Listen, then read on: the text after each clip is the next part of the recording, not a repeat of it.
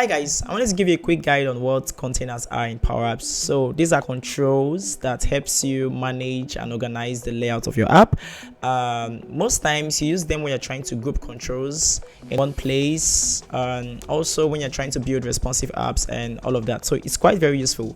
So let me show you what containers are, the different types we have, and how you can play around them.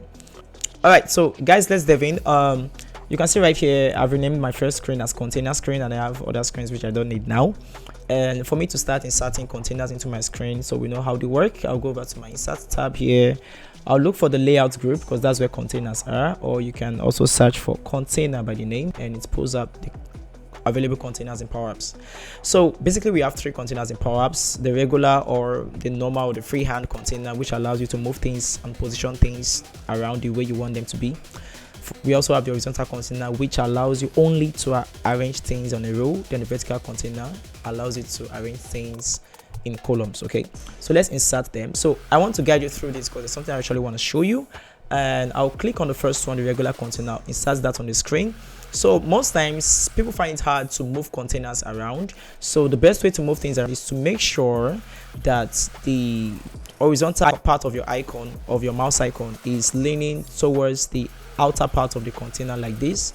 Then I'll find it easy for me to click and drag. Okay, but because if it's inward, it's, can you see, it's highlight it instead of dragging it around. So I hope you take note.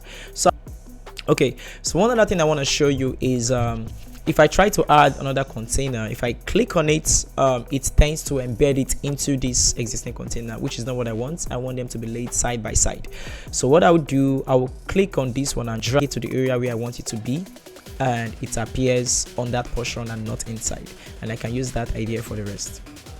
So I've gone ahead to properly lay out the three containers in PowerApps, and I'm going to show you how they work.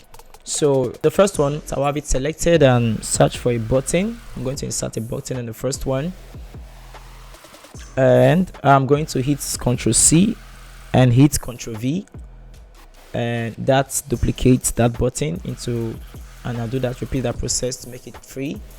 I'm going to give them different indications, adjust their test values. I also need these buttons on the rest of the containers, so I would select an empty area, click and drag across the buttons, then it selects all of those buttons. Quite easy, right, to select. Or I can also do a multi-select by selecting any of the button, hold down my control key, then selecting the rest. Now I'll hit Ctrl C, I'll come over to the vertical container, then hit Ctrl V, and that's paste that for me. And I'll go over to the last container, then hit Ctrl V as well. So now, yeah, so let me explain the difference here. You can see for the first container, it aligns things like on a row. You can see I can't really move things down here, so they're just going to be on the row. Know that. For the vertical container, things are arranged vertically, okay, like in columns and all that.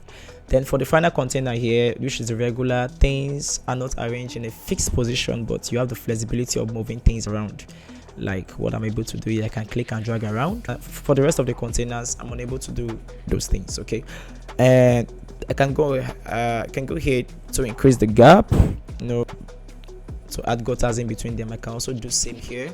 I already have some padding on these containers that I see they are kind of far off the boundary. Okay, so when you put in the wrong container, let's say you use the vertical in place of the horizontal, so you don't need to delete everything and start your work all over again.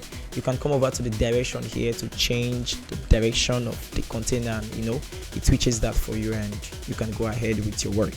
So I hope this tutorial was helpful. Let me know in the comments if you need more videos, or just let me know the kind of content you want, and we'll produce that for you. So thank you for watching. I'll see you in the next video.